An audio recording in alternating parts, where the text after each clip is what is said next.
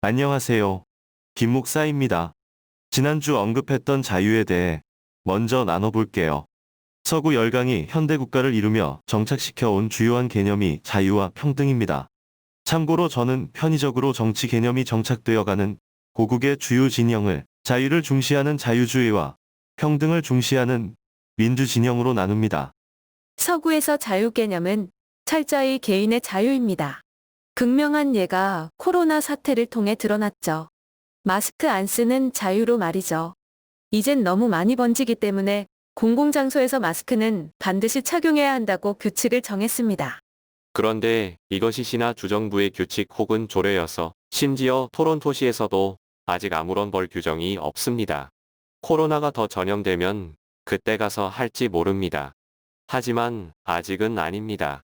왜냐하면 그 이면에 개인의 자유 개념이 깊게 자리 잡고 있기 때문이죠. 그런데 만일 토론토시에서 마스크를 개인 지급했었다고 가정하면 그 즉시 공권력이 개입됩니다. 심지어 토론토 인근의 작은 시에서는 마스크를 시민들에게 지급하고 미착용 시 최대 25만 불까지 벌금을 부과하는 규칙을 통과시켰습니다. 앞서 코로나 이후의 교회 초반에 언급했지만 서구에서는 비록 확진자라도 신상이나 동선 등은 공개 불가입니다. 대신 해당 장소에서 확진됐으니 알아서 증상 발현을 체크하라는 정도입니다.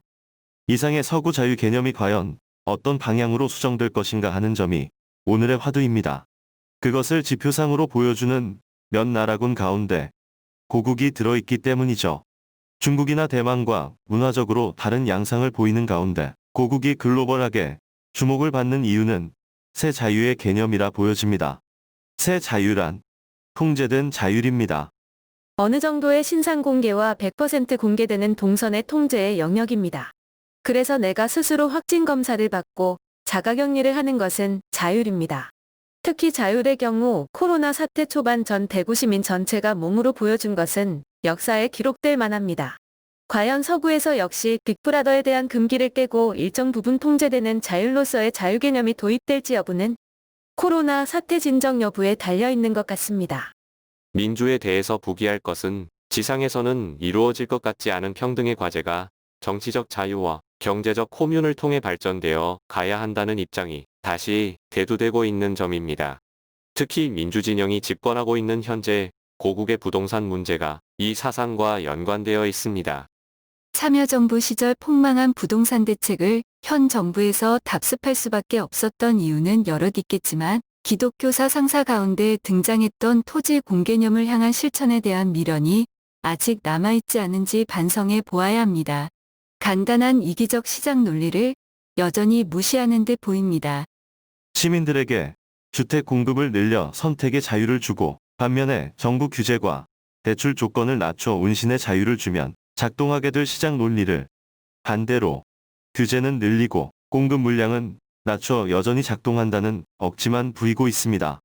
아무리 자유진영의 주택 공급 정책을 무시하고 싶어도 심지어 차세대들을 위해서라도 부동산 대책을 주택 정책으로 전환하고 복고적인 성공 전략을 구사해야 할 때입니다.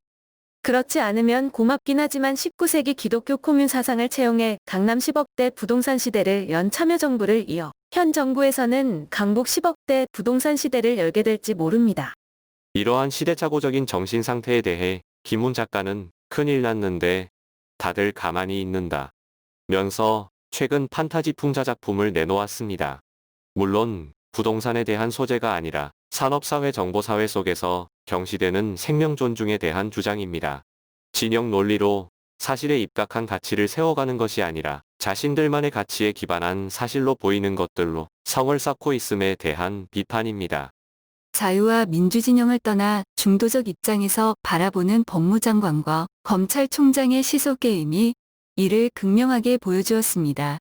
현재 장관의 만시지탄에 여러 기술을 합친 한판승으로 일단락되었지만 마무리된 것으로 보이지 않습니다. 제3의 안을 대검 쪽에서 제안했던 법무부 쪽에서 제안했던 총장보다 윗기수인 서울고검장과 한 기수 아래인 법무부 검찰국장의 이름이 오르내리며 제시되었던 제3의 안이 장관의 단칼에 제압됐습니다.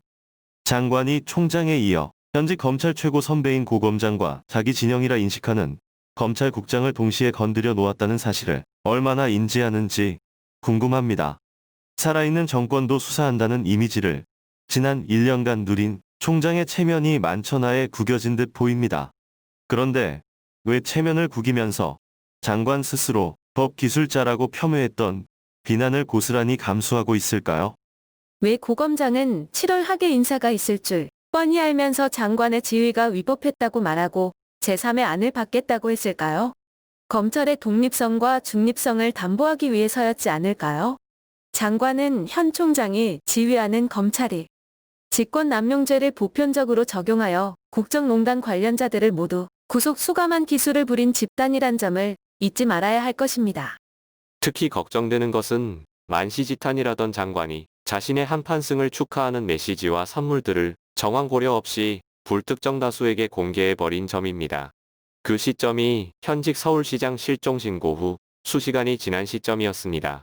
하늘 높은 줄 모르는 자기 모순이죠. 물론 본인은 민주진영 지지자들의 성원에 감사해서였겠지요. 그리고 동시다발적으로 성희롱 관련하여 시장이 고소되었고 수색 당시 고소인 조사가 오랜 시간 이루어진 점도 보도되었습니다. 그로부터 수시간 후 시장은 싸늘한 시신이 되어 돌아왔습니다.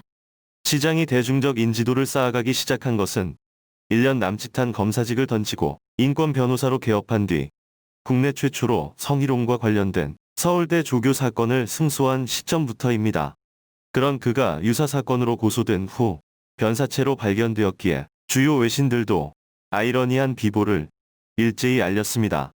민주진영이 장관부터 시장에 이르는 모순과 아이러니를 어떻게 풀어갈지, 그리고 자유진영과 총장이 이에 어떻게 대응할지 기초가 주목됩니다. 살얼음판을 걷듯 조심하지 않으면 내공을 쌓은 상대에게 되치기를 당할 수 있습니다. 이를 코로나 후 교회에 적용하면 비록 아무리 인적 물적 자원이 한계지워지는 상황이라 하더라도 여전히 남아있는 힘을 교회가 사용하지 않도록 절제해야 마땅합니다. 세상이 교회에 기대하는 것은 우리 주님의 온유와 겸손입니다. 속도를 높이기 위해 더구나 힘을 과시하기 위해 행동하면 큰 코 다칩니다. 무릎이 깨지지 않기 위해서라도 끝까지 살아남기 위해서라도 나머지 예를 갖추도록 겸손해야겠습니다. 여부 비례